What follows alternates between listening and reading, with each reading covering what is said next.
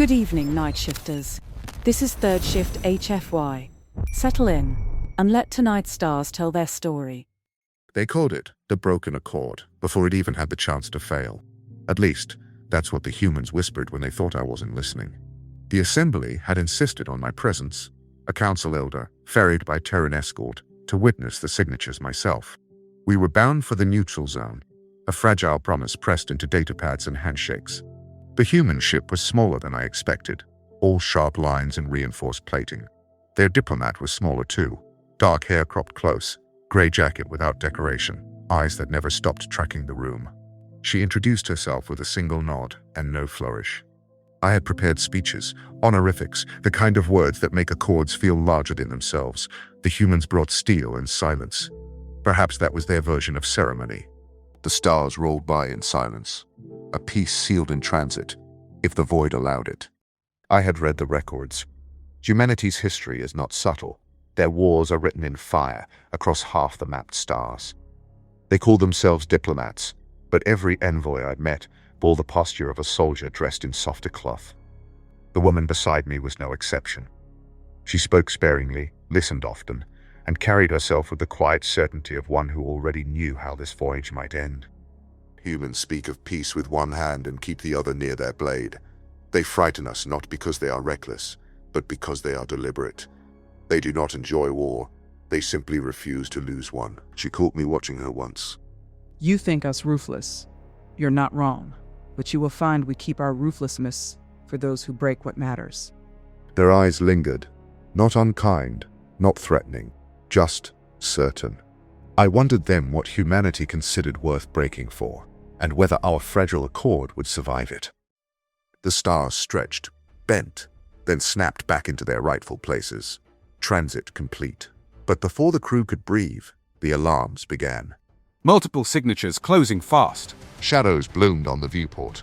Pirate craft, jagged and lean, burning too hot for patience. Their first volley tore across our flank. The ship shuttered. Sparks rained from the overhead conduits.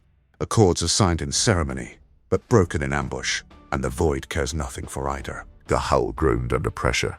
Atmosphere vented from somewhere behind us, carried away into silence. The diplomat didn't flinch. She leaned forward in her chair, eyes on the tactical display.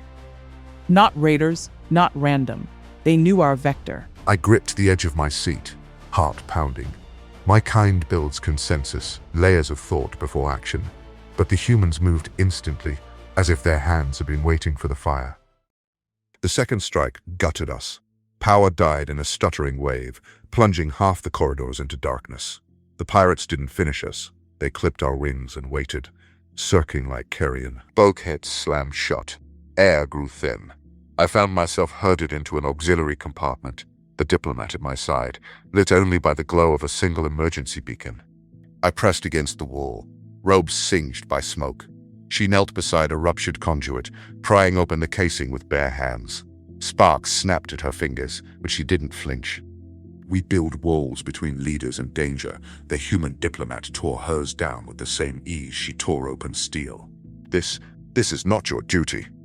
Duty doesn't breathe for you. Air does. Help me reroute. For the first time, I understood. Their diplomacy isn't in words, it's in action, brutal and unadorned. We worked in silence, the hiss of sparking cables the only sound. When power flickered back into the compartment, she didn't rest. She stripped wires, rerouted junctions, and fashioned a crude breather mask from a coolant hose and filter mesh. She tossed it to me without looking up. Put it on. Air's fouled. The mask was ugly, uneven. The fit burned against my skin, but it worked. Humans make survival tools the way storms make rivers. Fast, rough, unstoppable. We perfect designs across decades. They invent them in minutes, as if necessity itself is their teacher.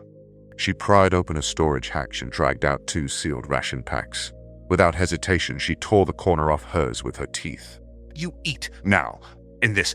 We'll need strength. If they come in shooting, weakness kills faster than hunger. Her eyes met mine then, unflinching. Not cruel, just resolved. The comms flickered alive, a pirate voice sneering through static. Alien Elder, your escort is crippled. Surrender yourself and we'll spare your crew. Refuse, and your accord dies with you. My throat went dry. This was the language I knew. Terms, bargains, words with teeth. I stepped forward toward the console, ready to answer. But she was faster. The human diplomat's hand slammed down on the comm toggle. You want us? Come and take us. But remember, you open that hatch, you don't leave alive. The pirates laughed. It was the sound of hyenas circling. We are taught that words can build bridges. The humans' words built barricades instead. She spoke not to persuade, but to warn. It chilled me more than their laughter. I turned to her, incredulous. You would reject parley outright. There may be terms. Not with jackals. Every second we stall, they dig their knives deeper. We don't give them the chance. Her calm was terrifying. The pirates thought us cornered. They cut power to their weapons, circling like wolves waiting for us to bleed out. That's when the humans moved. The diplomat stripped the coolant hose from the breather mask, rigging it into the ruptured conduit she'd been working on. She spoke in quick bursts to the crew, every order sharp as steel. Reroute plasma. Dump it into the starboard thrusters. On my mark, vent it. The alien in me recoiled. To us, plasma is lifeblood. To them, it is a weapon waiting to be turned sideways. The pirates drew closer, comms buzzing with mockery. The diplomat's hand came down. Thrusters flared, spearing a wave of burning plasma into the void. The pirate ships caught the cloud headlong. Shields collapsed. One ship's hull peeled open like fruit, venting crew into the dark. The bridge filled with silence. The diplomat didn't smile. She only watched the tactical display, eyes cold. That's one debt settled. The plasma cloud still glowed outside, fragments of pirate hulls tumbling like embers.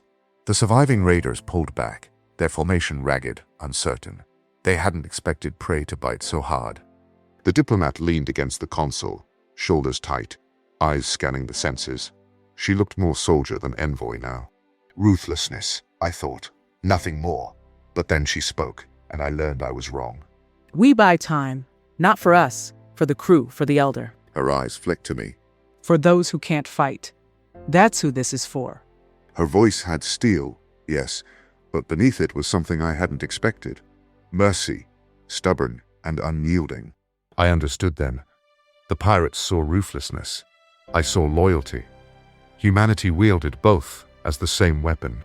They terrify us because they will burn worlds if forced, but they will burn them for the ones they refuse to lose. The surviving pilots fled into the dark, their signatures fading one by one. Silence returned to the ship, broken only by the groan of wounded metal. Rescue arrived an hour later. Assembly cruisers, late as always. Their comms brimmed with relief, apologies, promises. But none of it mattered. The horde had already been rewritten in fire and blood. The diplomat stood at the viewport, arms folded, watching the last flicker of plasma fade into the void. She didn't look triumphant. She looked tired. They will call it the broken accord. They will say the pirates fractured it, that the void swallowed it whole. But I was there. I saw what truly broke that day. Not trust, not promises, but my illusions of what humanity is. Ruthless, yes, but never without cause. I closed my eyes, hearing the echo of her words. I knew then, the galaxy would fear humans for all the wrong reasons, and perhaps respect them for the right ones.